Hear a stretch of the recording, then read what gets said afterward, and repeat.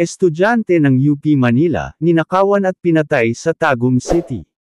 Isang 19 anyos na estudyante mula sa University of the Philippines Manila ang ninakawan at pinatay ng 4 na individual sa Barangay La Filipina, Tagum City, Davao del Norte noong Miyerkules 9 ng Hulyo. Kinilala ng pulisya ang biktima na si Sofia Caquila, na nagbabakasyon nang siya ay paslangin.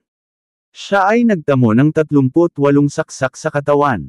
Natagpuan si Caquila na wala ng buhay at nakabalot sa kumot sa loob ng kanyang silid. Nakarecover sa lugar ang mga gamit na umano'y ginamit ng mga sospek sa krimen, kabilang ang grass cutter, bolo, dumbbell, at panyo. Ayon kay Police Call Alexander R. Serrano Jr., hepe ng Davao del Norte Police Provincial Office, naganap ang insidente ng pagnanakaw na may kasamang pagpatay bandang alas 5 ng umaga. Sinabi ni Serrano na agad silang nagsagawa ng investigasyon at operasyon upang tugisin ang mga sospek.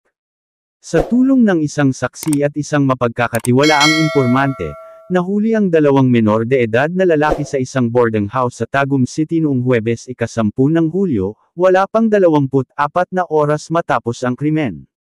Nahuli sa CCTV ang pagtakas ng mga sospek. Na-recover mula sa kanila ang mga kagamitan ng biktima tulad ng Apple laptop, iPad, sirang iPhone, 2 relo, at 2 balisong at kutsilyong panluto na pinaniniwalaang ginamit sa krimen. Patuloy pa rin ang manhunt operation para sa natitirang 2 sospek. Ang mga menor de edad na sospek ay itinurn over sa Women and Children Protection Desk, WCPD, para sa nararapat na aksyon. Dinala ang mga ebidensya sa General Investigation Section para sa dokumentasyon at tamang disposisyon. Pinuri ni Serrano ang mabilis at koordinadong aksyon ng mga operatiba. Ang operasyong ito ay malinaw na patunay ng mabilis at matatag na paninindigan ng DNPPO para sa hustisya. Hindi kami titigil hanggat hindi napapanagot ang lahat ng may kinalaman sa krimen, aniya.